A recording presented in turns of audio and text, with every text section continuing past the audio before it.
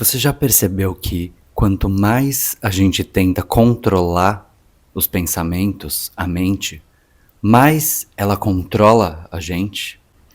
Quanto mais você tenta reprimir, suprimir, aniquilar o movimento da mente, mais forte ela parece ficar. Por que que isso acontece?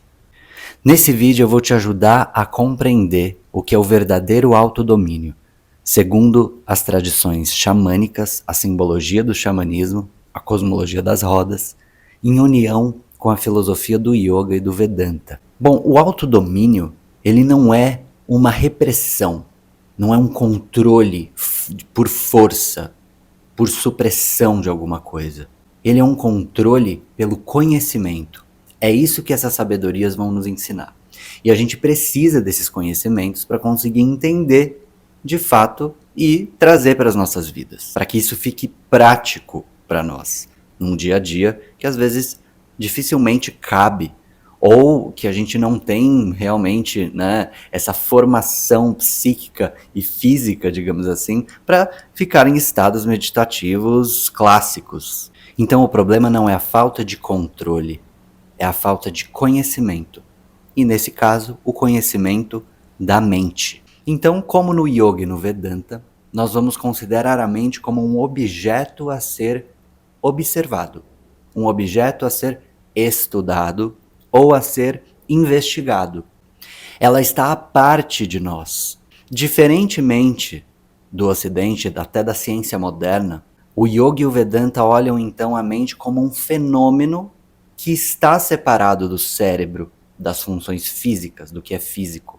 E nisso a gente tem um ganho incrível em termos práticos. Do ponto de vista científico ou de conhecimento clínico, inclusive, é muito importante a gente entender a mente não como parte do cérebro, mas entender ou dar um foco, enfocar mais no que a gente consegue decodificar no cérebro as funções da mente, das emoções. Mas aqui a gente está falando sobre vida prática, dia a dia. A prática, ela não é cerebral, ela não é dada por áreas do cérebro.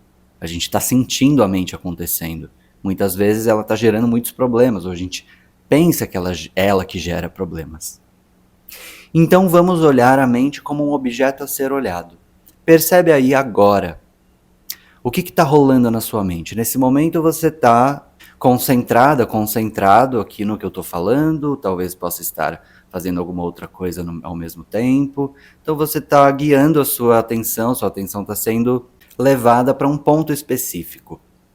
É como os pensamentos acontecem. Se você para e não está fazendo nada manual ou trabalhando ou qualquer coisa que precise do seu raciocínio, a sua mente ela está acontecendo de forma involuntária. Ela é involuntária. Os pensamentos, esses movimentos que são símbolos, acontecem.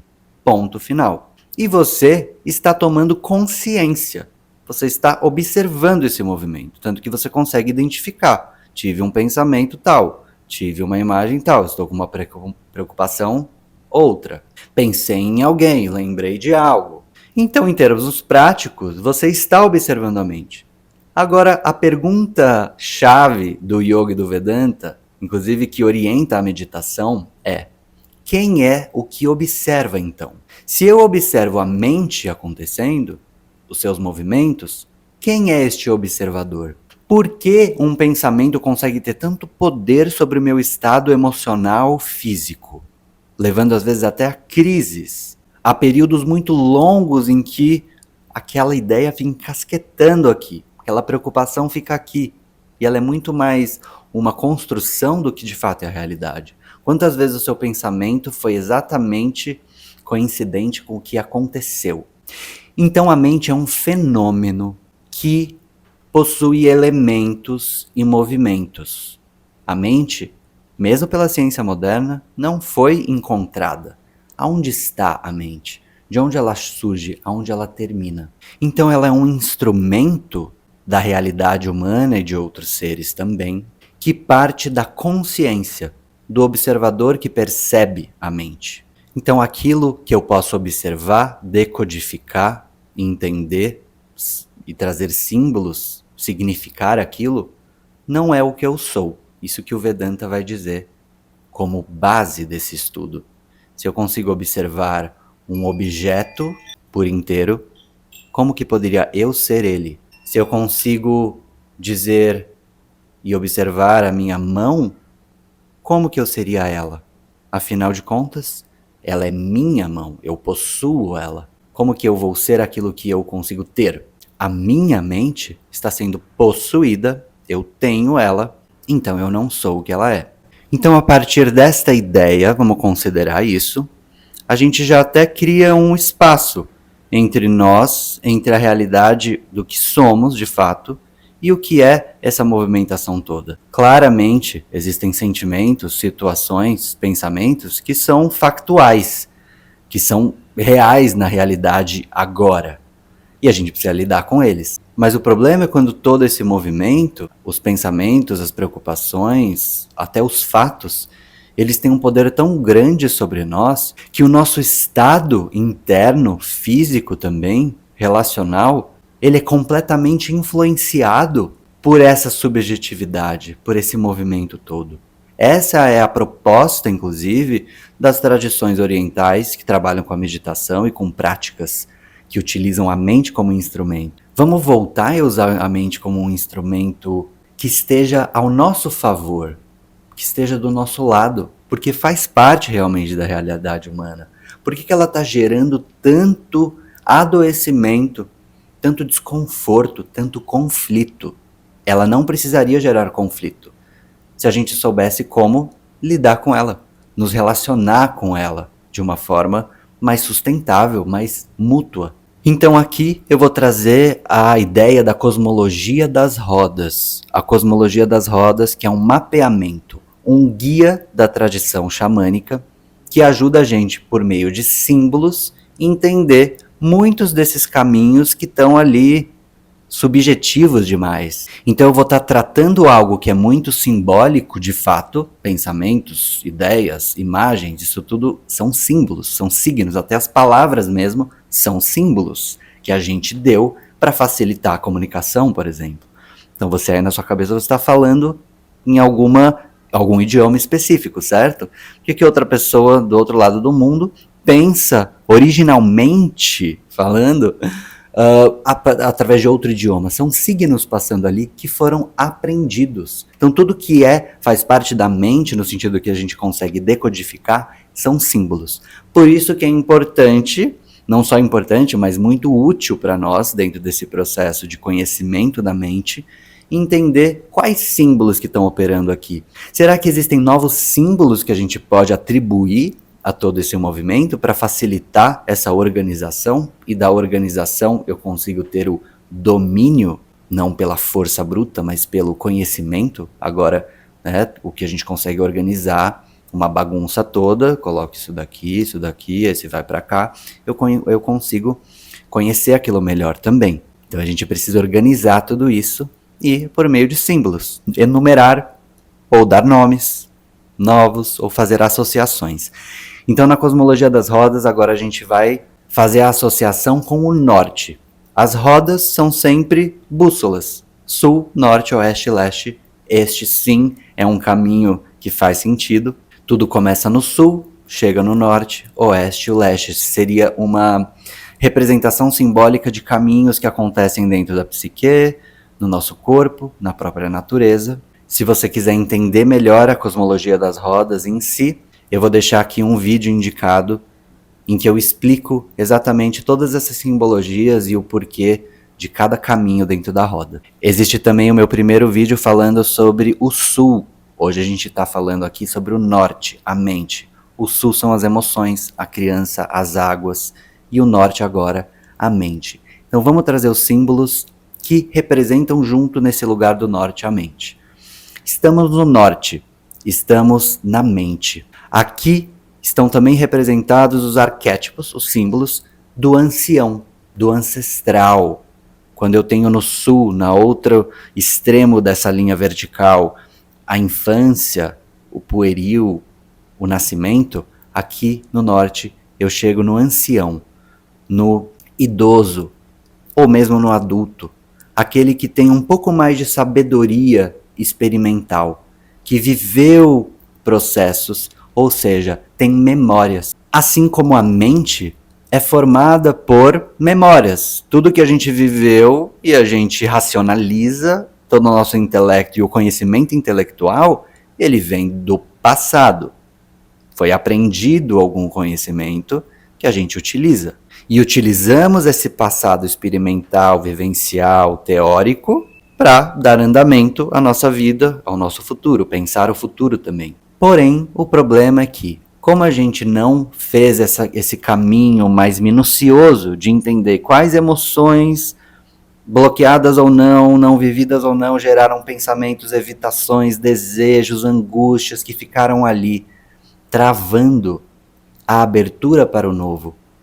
Esse seria um mau uso deste aparato emoções e mente. Ou, se eu não avalio todo esse passado no sentido de quais crenças existem aqui que me limitam, quais pensamentos aqui, na verdade, nem são meus, são de uma cultura, de uma sociedade, quais se tornaram convicções que me fragmentam do restante, que me tornam mais inflexível à vida. Se a gente não faz esse retorno, essa avaliação minuciosa disso tudo, a gente, na verdade, não está utilizando toda a sabedoria como uma forma de nos levar a abrir para o novo, que é o agora e o amanhã. Você está se tornando mais inflexível, mais medroso, mais temeroso com a vida, à medida em que ela vai passando? Ou a gente está usando as experiências, o que não deu certo, os medos, para impulsionar, para dar mais coragem.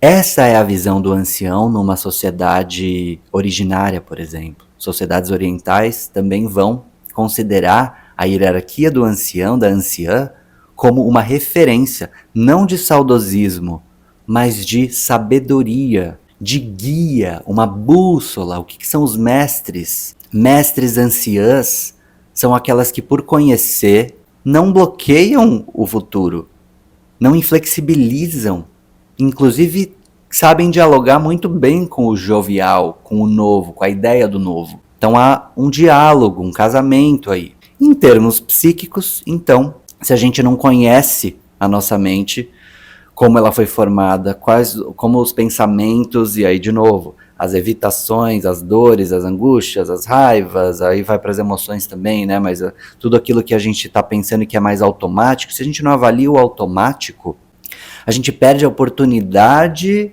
de sair do automático, de ver novas possibilidades para a vida, para nós mesmos, para o mundo, para um problema. E é aí que a mente se torna, na verdade, a dominadora dos nossos comportamentos. O que está à frente de nós. Nós seria o quê? A consciência, que a gente conversou aqui na visão do Vedanta, mas também ela determina de uma forma muito regrada, automática e inflexível os seus comportamentos. É aí que vão surgir os padrões de comportamento. O que Jung vem trazer sobre o inconsciente, aquilo que não é compreendido, olhado, é o que está guiando as suas ações, ao invés de ser exatamente, então eu quero mudar, eu sei que esse é um problema, eu sei até de onde isso pode talvez vir, estou aqui investigando, mas por que eu continuo reproduzindo este mesmo padrão na minha vida? Porque isso continua acontecendo? Porque a gente ainda não conhece, então, de fato, de uma forma completa aquilo. Existem alguns pontos aí, pensamentos e tudo mais, que ainda são convicções. Então, veja que paradoxo interessante. Ao mesmo tempo que o ancestral, a ancestralidade, o ancião e a anciã sabem já, têm conhecimento, conhecem e trazem para o intelecto da coisa, saber não é fixar. Saber é abrir mais. Não é estereotipar uma coisa ou outra. É estar aberto a quebrar crenças. No norte também a gente tem o ar, elemento ar, ou o vento, os ventos, que quando eles estão confusos, que quando a gente não conhece o significado deles, viram uma tempestade destruidora. Mas e quando a gente conhece os caminhos do vento? Veja o estudo da meteorologia, o estudo experiencial de quem navega os mares, são os ventos que influenciam a vela do barco, né? Conhecer os ventos, claro, conhecer as marés também, mas conhecer os ventos e as marés junto, você está tendo direcionamento agora. Então a mente e esses elementos remetem ao passado. Os pensamentos, o intelecto que você conhece, né, e as suas crenças. É então uma construção. Mas muito do movimento das rodas na natureza são um equilíbrio entre construir e desconstruir, vida e morte. E aqui na nossa experiência, das experiências, dos conhecimentos, das crenças, dos paradigmas. A humanidade, ela também se desenvolve como? A partir de construção de paradigmas, de grandes conhecimentos, de crenças culturais, sociais, e depois sempre tem que ter uma reavaliação disso. Não é exatamente o que a gente está vivendo agora. Então, sabedoria acumulada não é enrijecer, eu já sei disso. Então é assim, não. Sabedoria acumulada dá bases para então não cometer mesmos erros, mas para apoiar um aumento de limites de percepção. E geralmente os conflitos internos, eles são exatamente um giro cíclico fechado em padrões, em crenças, em convicções que não foram trazidas à luz, ao conhecimento, que não foram avaliadas de uma forma ainda sem julgamento. Então, reflete aí. Quais pensamentos são realmente seus? Quais pensamentos que você carrega, convicções, ideias muito fortes, vai na mais forte ali, são às vezes reproduções da sua família, até de amigos, de uma cultura em que você vive, da sociedade. Vai buscar. Então, de onde vem essa cultura? O que ela fala? Quem que pensou essa cultura? Como pensou? Em que época? Aí que a gente começa uma investigação mais minuciosa. Quais dessas repetições minhas estão refletidas em repetições, às vezes dos familiares, né, ou numa visão mais macro, na minha cultura, na minha sociedade, no mundo como um todo? Quais pensamentos estão mais presentes aqui e que me limitam? Eu tenho uma quantidade de pensamentos que me diz mais o que eu não sou, o quanto eu sou insuficiente, o quanto não, são mais nãos para mim, para os meus desejos mais loucos, por exemplo, ou nem tão loucos assim, mas para a minha visão sobre mim mesmo, ou eles são mais expansivos? Eles trazem questionamento, eles vêm com leveza, dizendo, tudo bem, é difícil, eu vou ter que aprender isso, tal, mas eu posso. Eu posso? Por quê?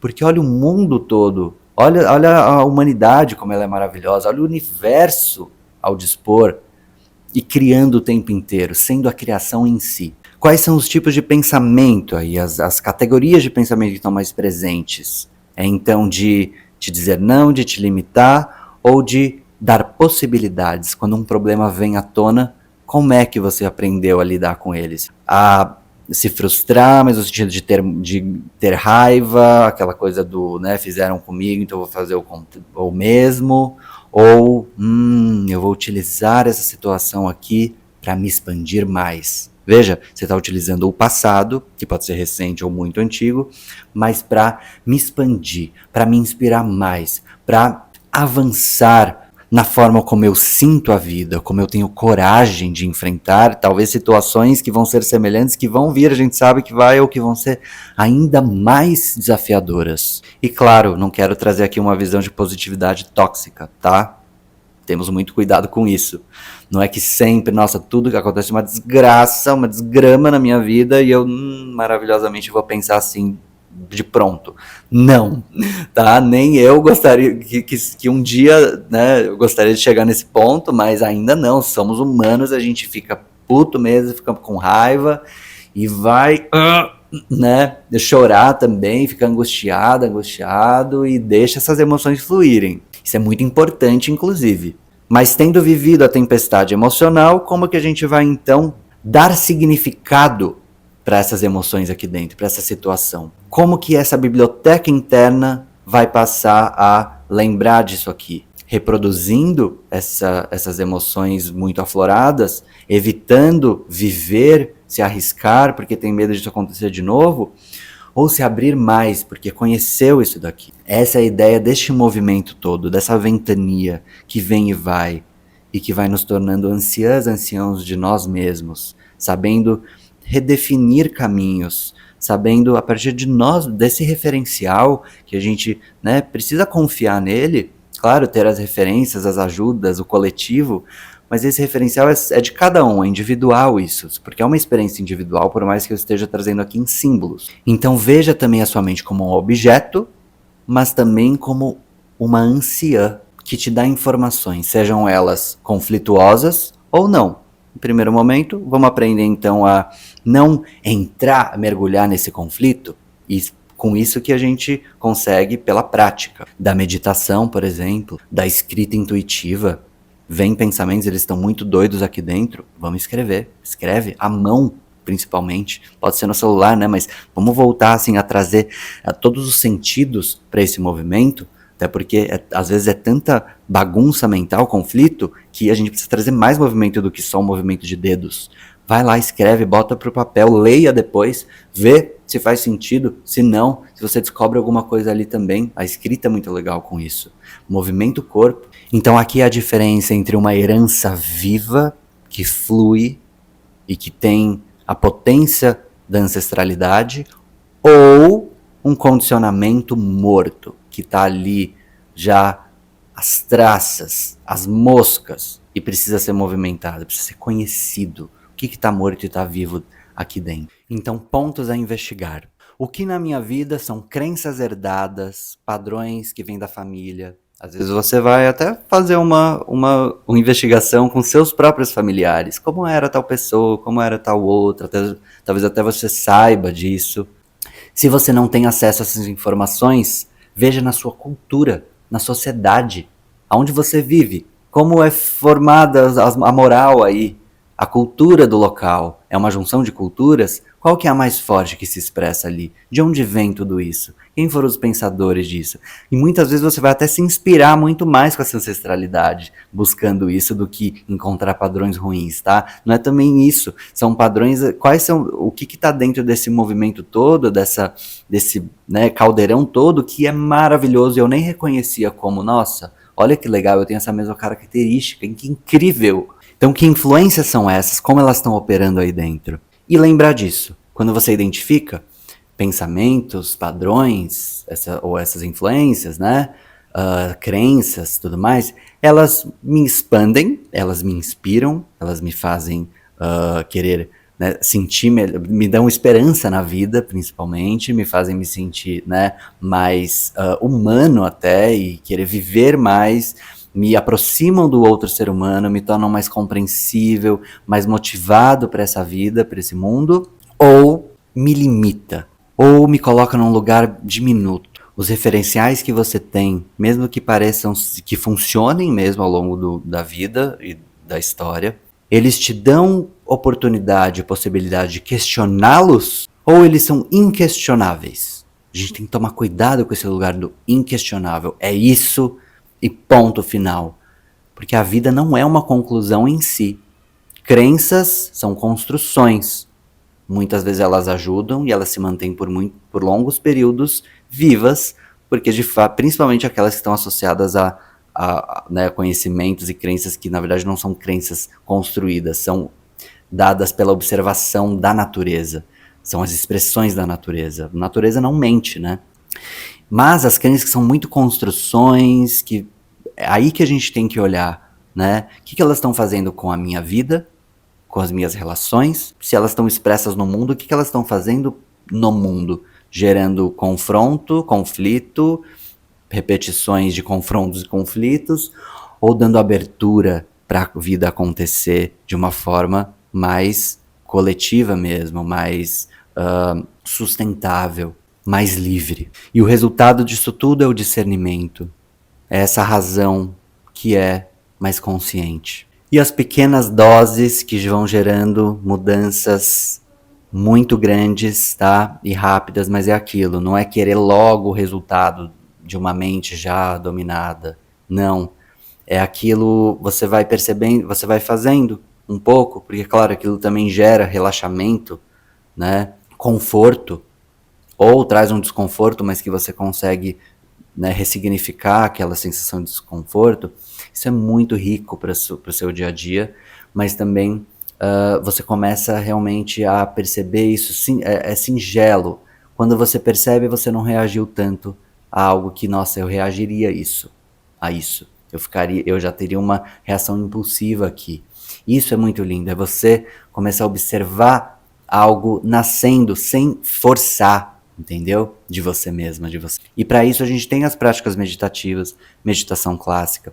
Aqui no canal eu tenho algumas meditações guiadas pelos instrumentos da terapia sonora, mas você pode também buscar as meditações clássicas, zazen, do próprio yoga, práticas respiratórias. Coloca um pouquinho do seu dia, 5 minutos, de manhã à noite, para fazer uma respiração, despertadores ao longo do dia. Isso é tão valioso, porque isso vai se tornando, sem querer, você percebe que você vai fazendo isso. É um padrão que se torna positivo, um padrão positivo que expande, que preenche, que te dá mais, né, consciência do presente, do momento, para ter inclusive esses, né, mais consciência dos pensamentos no dia a dia. Isso vai se tornando exatamente aquilo que você é, como você lida. As práticas corporais, as posturas do yoga, ou o exercício físico mesmo, né, se exercitar, ter mas não assim, fazer exercício porque me mandaram ir fazer academia porque todo mundo faz, não. Como que seu corpo quer se movimentar hoje? Você sempre teve vontade de fazer, sei lá, uma dança específica? Hoje tem tanta coisa aqui no YouTube mesmo, né, gratuita para você se experimentar, se explorar, se investigar e também traduzir movimentos que estão muito confusos na mente, nesse campo que a gente não consegue tocar, para o corpo, para a escrita intuitiva. Traz a mente um pouquinho para o papel, para aprender que, nossa, você consegue se distanciar dela, você consegue vê-la. Quanta coisa você descobre escrevendo e lendo depois é maravilhoso. E o estudo dos arquétipos e dos símbolos. Então você pode acessar aqui os meus vídeos sobre a cosmologia das rodas, pode falar comigo também, venha falar, vamos trocar. Às vezes você tem um conhecimento sobre alguma cosmologia que, sabe, tem intersecções ou que contrapõe, e a gente estudando junto, a gente falando junto sobre tudo isso, a gente é muito mais forte também, se ajudando. É para isso também que esse canal tá aqui, é para, né, a gente se ajudar, compor, discutir, falar com segurança emocional, com empoderamento emocional e mental. Porque a gente junto em comunidade, em humanidade, pensando, expandindo junto, não tem erro. É uma humanidade com esperança. A gente consegue voltar a ser humano novamente, né? Não que a gente não seja, mas sei lá, agora as coisas estão tão, né, questionáveis aí com IA e tudo mais, tecnologias acontecendo sem o que voltar atrás, né? Sem a gente também fazer esse equilíbrio que, meu Deus, às vezes dá medo, né, do que está acontecendo. Então vamos junto, tá? Pode falar comigo, porque eu amo também discutir todos esses temas e aprender. Eu sou um aprendiz maravilhoso, né, sempre também. Então, a mente, ela não precisa ser domada. Ela precisa ser conhecida com gentileza, com leveza, com constância. O autodomínio, ele acaba sendo um resultado natural. O alinhamento do meu coração, a minha mente, as minhas palavras e as minhas ações, elas nascem naturalmente. Não é pela força bruta, é pelo cuidado, pelo carinho de enxergar tanto uma coisa que não é legal aqui dentro, quanto algo que é maravilhoso e fazer o casamento entre tudo isso. Nós somos todo esse movimento. Então, muito obrigado pela sua presença aqui no vídeo. Comente aí, se puder também curtir o vídeo, que isso vai ajudar, né, a crescer o canal e levar para mais pessoas. E eu fico à disposição para as trocas, partilhas, seus comentários e tudo que você quiser trazer, certo? Se quiser acompanhar também outros conteúdos, tem o meu canal no Instagram, @caioakaki, e eu acabo de lançar um curso de meditação que segue os fundamentos do yoga e o Vedanta, a cosmologia das rodas e a neurociência da meditação, usando a minha voz e os instrumentos aqui da terapia sonora. São 30 dias de meditações guiadas, que foi como eu comecei a meditar também, e que foi incrível, que mudou a minha vida de fato. Então, se você se interessar, eu deixo o link aí na descrição. E qualquer dúvida sobre isso também, pode falar comigo. Até! O próximo vídeo dessa sequência, a gente vai falar sobre o silêncio. O silêncio, que dentro da cosmologia das rodas é o oeste. O oeste está ligado aos medos mais profundos, ao inconsciente. Como que a gente visita esses lugares essas obscuridades internas nossas, que são humanas sim, com amor, com leveza, com força, trazendo do medo coragem, trazendo do nada criatividade, sexualidade, amor à vida. Esse é o tema dessa sequência Sul, Norte, Oeste, Leste.